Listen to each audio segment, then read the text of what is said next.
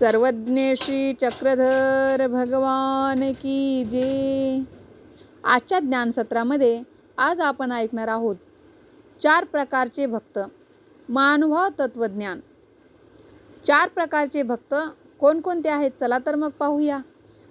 पहिलं भक्त म्हणजे काय हे आपण समजून घेऊया.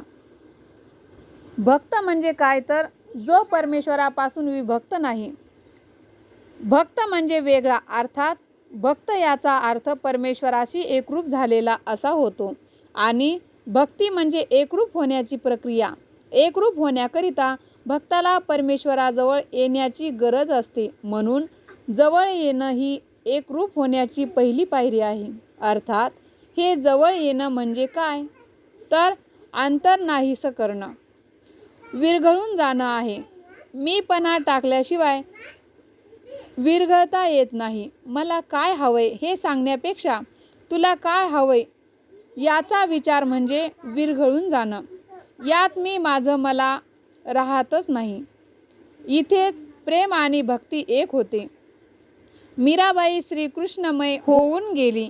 मीरेचं अस्तित्वच राहिलं नाही. ते मीरेचं श्रीकृष्ण प्रीती समर्पण होतं. म्हणून आज मीराबाई म्हणून डोळे मिटले तर श्रीकृष्णाचं रूप डोळ्यासमोर येतं.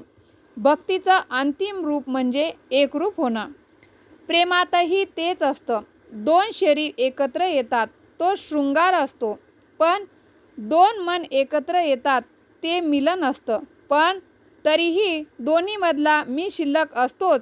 ज्या क्षण हे 2 मी एक होतात तो क्षण म्हणजे संगम. एक विचार एक तत्व झालं की एक रूप येते. मंदिरासमोर उभ्या असलेल्या रांगेतल्याचं तत्व आहे मागणे आणि गाभाऱ्यातल्या परमेश्वराचे तत्व आहे देणे. 2 वेगळी तत्व एक रूप कशी होईल? परमेश्वर तत्वाचा स्वीकार केल्याशिवाय परमेश्वराची भक्ती कशी साध्य होईल? परमेश्वर देण्यात विश्वास ठेवतो. दीनदुबळ्यांना रांजल्या गांजल्यांचा आधार होतो. हाकेला धावतो. आधार मागत नाही, आधार देतो. त्या तत्वाचा स्वीकार करणं ही पहिली पायरी भक्तीत असायला हवी. तत्व एक झालं, विचार एक झाला की मी विरघळून गेलेच आणि लगेच भक्त होण्याची क्रियेला सुरुवात होईल. कुरुक्षेत्राच्या रणांगणावर युद्धाच्या सुरुवातीला सांगितलेली श्रीमद भगवद्गीता ही श्रीकृष्ण आणि अर्जुन यांच्यातला संवाद आहे. त्यामध्ये श्रीकृष्णाने अर्जुनाच्या शंकेचे निरसन केलेले आहे. विविध उदाहरणे आणि उपमांचा आधार देत श्रीकृष्णाने अर्जुनाला योग्य आणि वेदांत याबद्दल मार्गदर्शन केले. जगातील विविध देशातले व विविध धर्मातले असंख्य तत्ववेदे, शास्त्रज्ञ आणि विचारवंत यांनी श्रीमद भगवद्गीता या ग्रंथाबद्दल कायमच गौरवोद्गार काढले आणि मानवी जीवनाच्या अथंग सागरामध्ये श्रीमद भगवद्गीतेला दीपस्तंभाचे स्थान दिले. भारतीय संस्कृतीमध्ये गीतेचे स्थान इतके महत्त्वाचे आहे की गीतेला योगोपनिषद किंवा गीतोपनिषद असेही म्हणतात. श्रीमद भगवद्गीता उपदेशपर असल्याने आणि ती उपनिषेधाचा अर्थ सांगत असल्याने तिला उपनिषेधाचे उपनिषद असेही म्हटले जाते. गीतेतील ज्ञानामुळे माणसाला अत्युच्च समाधान, जीवन जगण्याचा मार्ग आणि आनंद मिळतो. त्याचप्रमाणे मोक्ष मार्गाच्या वाटचालीस मदत होते. म्हणून गीतेला मोक्षशास्त्र म्हटले गेले आहे. मोक्ष म्हणजे जन्म मृत्यूच्या चक्रव्यूहातून कायमस्वरूपी मुक्ती मिळते व परमेश्वराच्या नित्यानंदात प्राप्त होणे. भगवान श्रीकृष्ण हे परब्रह्म परमेश्वराचे अवतार आणि सर्व कारणाने मूळ आहेत. श्रीकृष्ण हे योगियांचे योगी आहेत. सर्वश्रेष्ठ पुरुषोत्तम आहेत. कोणतीच देवता त्यांच्याकडून श्रेष्ठ नाहीये. सर्व देवता ह्या परमेश्वराचा कारभार सांभाळतात. ज्या देवतावर आपण श्रद्धा ठेवतो त्या आपल्या इच्छा पूर्ण करतात, पण आपल्याला मोक्ष देऊ शकत नाहीत. त्यासाठी परब्रह्म परमेश्वराची अर्थात श्रीकृष्णाची भक्तीच आपल्याला तारक आहे. आनंद हे परमेश्वराचे स्वरूप आहे. आनंद हा कशावरही अवलंबून नसतो, म्हणजेच तो निरालंब असतो, स्वयंभू असतो. आनंद प्रत्येकाच्या अंतरांगात असतो. त्या आनंदाच्या अंतरंगात असल्यामुळे पशु पक्षी वनस्पती यांना या आनंदाची जाणीव नसते, परिचय नसतो. पण मानवाच्या बाबतीत आनंद मिळवणं, आनंदात राहणं, आनंदी असणं, आनंदात जगणं हा त्यांचा जन्मसिद्ध अधिकार आहे. त्यासाठी बाहेरचे प्रयत्न नकोच. यातूनच सांगायच्या लाटासारख्या सर्व काळ हेलावणारा आनंद ज्याने त्याने आतच भोगायचा असतो. मन शांतीचा मार्ग मनाकडून मनातूनच शांतीकडे जातो. निस्वार्थपणे आणि श्रद्धेने केलेले परमेश्वराचे नामस्मरण आपल्याला आयुष्याचा हा भवसागर तरून जाण्यास सहाय्य करतो. उतर चढाचा हिंदोळा झोका गगनाच्या उंचीवर नेऊन सोडतो, तर कधी कधी अगदी मनुष्याला स्वतःच्याही नजरेतून पार उतरवतो. या यशा अपयशाला, मानापमानांना सामोरे जाण्याची क्षमता प्रत्येकाची वेगवेगळी असू शकते. सुखात असो वा दुःखात आपण आपल्या श्रद्धा असलेल्या देवतेच्या अधीन होतो आणि सर्व काही त्याला अर्पण करतो. ही श्रद्धा, ही भक्ती व्यक्तीला अधिक उन्नत होण्यास नक्कीच मदत करत असते. कुणी जीवनातील बदलांना धीराने सामोरे जातात, तर कुणी एखाद्या छोट्याशा धक्क्याने देखील कोसळतात. म्हणून मनुष्याचे सार्थक करण्यासाठी, हा संहार सागर पार करण्यासाठी शरीराच्या सोबत मनाची खंबीरता आणि सशक्तीकरण खूप आवश्यक आहे. ते साधण्यासाठी आपल्याकडे परमेश्वर भक्ती व त्याचे नामस्मरण हेच एकमेव तारक साधन आहे. परमेश्वर प्राप्तीचे श्रेष्ठ साधन ध्यान. त्याबद्दल श्रीमद भगवद्गीतेत 6व्या अध्यायात श्रीकृष्ण भगवंत म्हणतात, योगीनामपि सर्वेषां मद्गतेनान्तरात्मना श्रद्धावान् भजते यो मां समे युक्ततमो मतः. गीता अध्याय 6 47 श्लोक. सर्व योगामध्ये ज्या पुरुषाचे अंतःकरण मज परमेश्वराशी एकरूप झाले आहे आणि जो मोठ्या श्रद्धेने भावाने माझी अनन्य भक्ती करतो, तो योगी मला सर्वात युक्त आणि योग्य वाटतो. पण असे भक्त क्वचित असतात. म्हणून श्रीकृष्ण भगवंत पुढे म्हणतात, मनुष्याणां सहस्रेषु कश्चिद्यतति सिद्धये यततामपि सिद्धानां कश्चिन्मां वेति तत्त्वतः. गीता अध्याय 7 3 श्लोक. हजारो माणसात एखादाच मनुष्य माझ्यासाठी प्रयत्न करतो, पण त्यांच्यातला सुद्धा एखादाच मला नीटपणे जाणतो. असे का होते? ज्या परमेश्वराचे हे सारे जग निर्माण केले, ज्याच्या आधारावर हे सारे जग उभे आहे, त्या परमात्म्याकडे हजारो लोक वळून सुद्धा पाहत नाहीत. असं का? तर डोळ्यांनी दिसणारे व पंच ज्ञानेंद्रियांना कळणारे हे त्रिगुणात्मक जगच फक्त खरे आहे, अशी त्यांची खात्री असते. त्यामागे दडलेल्या सर्वश्रेष्ठ अव्यय अव्यक्त असलेल्या परमेश्वराला त्या लोकांची ज्ञानेंद्रिये जाणत नाहीत आणि म्हणून असे काही असेल हे त्याच्या मनात येत नाही. तलावातल्या पाण्यावर जेव्हा दाट शेवाळ येते, तेव्हा ते शेवाळ हाताने बाजूला सारल्याशिवाय खालचे नित्तळ पाणी डोळ्याने दिसत नाही. आकाशात जेव्हा दाट ढग येतात, तेव्हा एवढे अपार आकाश पण ते सुद्धा दिसत नाही आणि अशा वेळी फक्त डोळ्यांनी दिसत तेवढंच खरं असं मानणाऱ्यांना आकाश आहे ह्यावर सुद्धा विश्वास ठेवणे जड जात असेल. असल्या विचारांनी दिसणारा हा देहच केवळ सत्य आहे आणि मी तेवढा आहे असे मानून सर्वजण त्या देहाशीच एकरूप होतात. त्या देहाच्या गरजा, ज्याच्या आवडीनिवडी, त्याच्या इच्छा हेच काय ते महत्त्वाचे ठरते आणि मग त्यांच्या इच्छा पूर्ण करणे हेच इति कर्तव्य ठरते. त्यासाठी उपयुक्त असेल ते त्याला मिळालं की ते त्याचं सुख, त्याबद्दल आसक्ती आणि या नश्वर शरीराच्या चंचल मनाचा वासना, आकांक्षा, इच्छा पूर्ण करण्याच्या आड येणाऱ्या सर्व गोष्टीबद्दल, सर्व माणसाबद्दल मनात राग द्वेष निर्माण होतो आणि मग सुख दुःख, मान अपमान, चांगलं वाईट अशी कितीतरी द्वंद्व आपल्या इच्छाच्या संदर्भात निर्माण होतात. मग सुरू होते अखंड धडपड, भल्या बुऱ्या मार्गानेही. कशासाठी? तर हवे ते मिळण्यासाठी, टिकवण्यासाठी आणि नको ते टाळण्यासाठी. मग असंख्य वासना आणि पुनरपि जननम पुनरपि मरणम, पुनरपि जननम पुनरपि मरणम. इंद्रियाचे कौतुक, मी आणि माझे हेच ध्येय या विचारसरणीतून जमा होतात. त्याचा परिणाम नमाम दुष्कीर्तनो मूढ प्रपद्यन्ते नराधमः माययापहृतज्ञाना आसुरम भावमाश्रितः. गीता अध्याय 7 15वा श्लोक. वरवर दिसणाऱ्या मायेवरचा विश्वास ठेवल्यामुळे ज्यांना सत्य काय ते कळतच नाही, असे ते कुकर्मी लोक काम क्रोध वगैरे विकार असल्यामुळे वासनास्फूर्तीचे ध्येय गाठण्यासाठी दुराचार व पाप ह्या मार्गाने जातात आणि आसुरी वृत्तीचे होतात. मग ते कधीही परमेश्वर जाणून घेणे, त्यांची प्राप्ती करण्यासाठी प्रयत्न करणे ह्या रस्त्यांना वळतच नाहीत. इंद्रिय रूपी घोडे विवेक रूपी सारथ्याच्या ताब्यात हवेत, नाहीतर असेच होणार. परमेश्वर स्वतःच म्हणतात, देवी ह्याशा गुणमयी मम माया दुरत्यया. माझी ही त्रिगुणात्मक माया ओलांडणे सोपे नाही. जे कोणी प्रयत्न करतात त्यात सुद्धा भक्ताचे 4 प्रकार होतात: आर्त, जिज्ञासू, यथार्थी आणि ज्ञानी. नंबर 1, आर्त भक्त आपले दुःख निवारण करण्यासाठी परमेश्वराकडे वळतात. महाभारतातील द्रौपदी हे त्यांचे ठळक उदाहरण. वस्त्रहरणाच्या वेळी त्या सभेतील कोणीच आपल्या उपयोगी पडत नाही हे पाहिल्यावर द्रौपदी आगतिक झाली.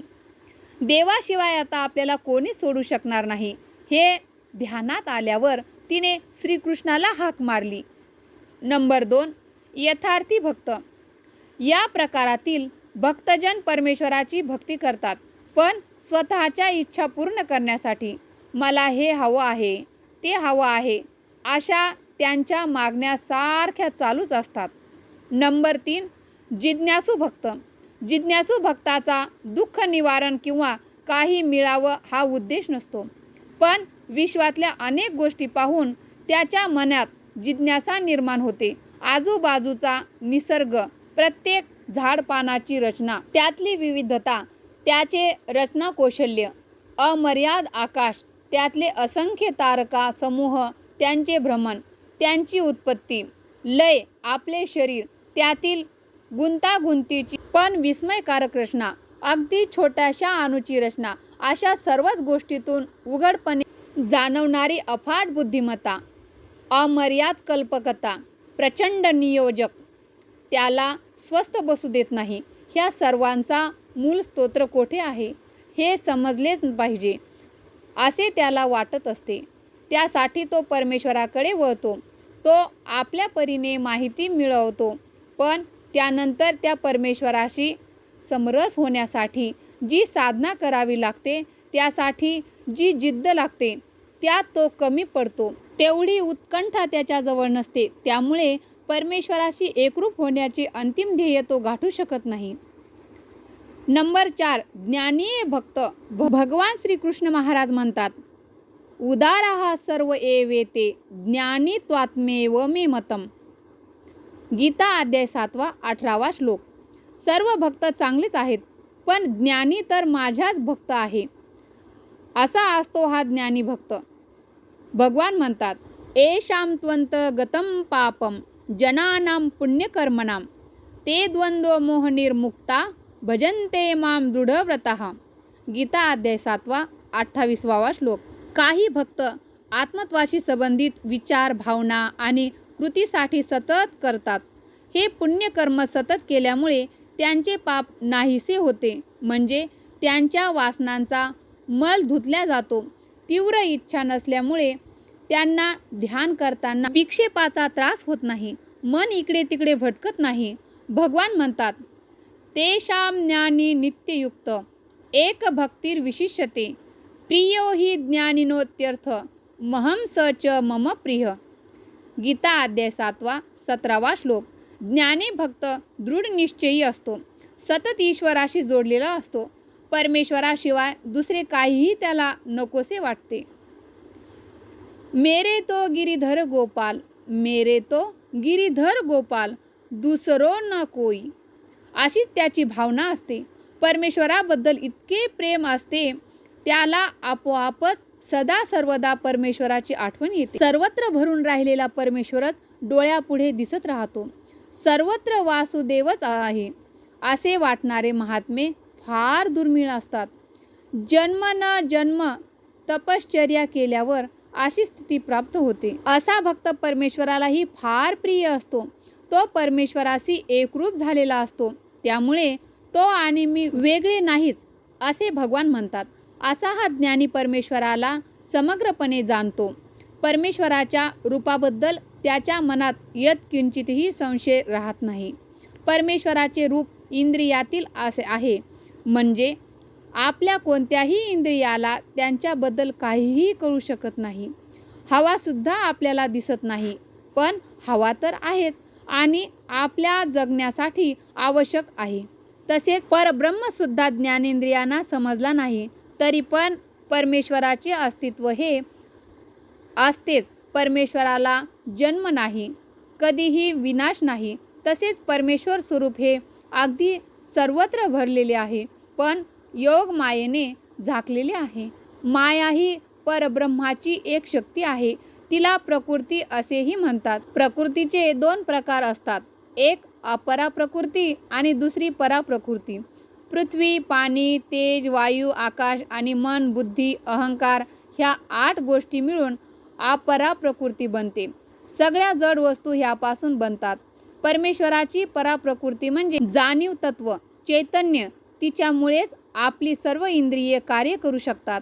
ह्या दोन्ही प्रकृती मिळून हे सारे जग निर्माण होते. म्हणजे ह्या सर्व जगात उत्पत्तीलय कारण हे परब्रह्म परमेश्वरच असतात. म्हणून भगवान म्हणतात, मतः परतरम नान्य किंचिदस्ति धनंजय मयि सर्वमिदं प्रोक्तम सूत्रे मनी गणा इव. गीता अध्याय 7वा श्लोक. परमेश्वराहून श्रेष्ठ कोणी नाही. एखाद्या सूत्र म्हणजे धाग्यात मणी ओवून माळ तयार केलेली असते, तेव्हा त्या माळेत ओवलेले मणी सर्वांनाच दिसतात. पण त्या मण्यामधला धागा जो त्या सोन्याचा बनलेला असतो, पण तो कोणालाच दिसत नाही. पण खरे तर त्यानेच सर्व मण्यांना धारण केलेले असते. तसा परमेश्वरच जगत धारण आहे. शरीर, मन, बुद्धी याचे कार्य म्हणजे विक्षेप. हे काही काळासाठी थांबले की दृश्य भावना आणि विचार यांनी निर्माण झालेले जग लुप्त होते आणि सर्वत्र भरलेले ब्रह्म जाणवते. परमधाम हे शाश्वत आहे. ते पुनरावृत्तीशील नाही. ते नित्यमुक्ती देणारे आहे. आ ब्रह्म भुवनान लोका पुनरावर्तिनोर्जुन मामुपेत्ये तु कोंतेय पुनर्जन्म न विद्यते. श्री गीता. अर्थात आ ब्रह्म म्हणजे ओम ब्रह्म, चैतन्य, माया एक पर्यंत जी काही 81 कोटी 1,15,10 देवतांची फळे आहेत, तेथून पुन्हा जन्म मृत्यूच्या फेऱ्यात जीवात्म्याला यावेच लागते. पुण्य आहे तोपर्यंत त्या देवतेच्या फळी जीवात्मा सुख भोगतो. पण पुण्य संपताच त्या देवता फळातून जीवात्म्याला काढून टाकल्या जाते व त्यांच्या कर्मानुसार दुसऱ्या कुठल्या तरी योनीत त्यास जन्माला घातल्या जाते. पुन्हा जन्म, पुन्हा मृत्यू अशा जन्म मृत्यूच्या चक्रात जीवात्म्याचे अखंड परिभ्रमण सुरूच असते. भगवान श्रीकृष्ण म्हणतात, हे अर्जुना, जो मला प्राप्त होतो तो कधीच पतन होत नाही. हाच खरा जीवात्मा आत्यंतिक मोक्ष आहे. असा मोक्ष देवता देऊ शकत नाहीत. परमेश्वरच तो मोक्ष देऊ शकतात. भगवान श्रीकृष्ण अर्जुनास खात्रीपूर्वक आणि आग्रहपूर्वक उपदेश करतात की सर्व धर्मान परित्यज्य मामेकम शरणं व्रज अहम त्वा सर्व पापेभ्यो मोक्षयिष्यामि मा शुचः. सर्व धर्माचा त्याग करून मला एकाला शरण ये, मी तुला सर्व पापापासून मुक्त करील. शोक करू नकोस. या भगवंतांच्या वचनात किती स्पष्टता आहे हे पाहिले म्हणजे श्रीकृष्ण हे भगवान आहेत, पूर्ण ब्रह्म परमेश्वर आहेत हे प्रत्ययास येते. देवतांचे फळ नाशवंत आहे, नश्वर आहे हे इतर संतांनी सुद्धा सांगितलेले आहे. संत रामदास दासबोध दशक 4 समान 10 मध्ये. यानंतरचे पुढील सत्रामध्ये. तोपर्यंत सर्वांना दंडोत प्रणाम. जय श्री चक्रधर. आपल्या काही प्रश्न किंवा अडचणी असतील किंवा धर्माबद्दल काही माहिती हवी असेल तर आपण कमेंट बॉक्समध्ये जरूर कळवा. सर्वांना सविनय साष्टांग दंडवत प्रणाम.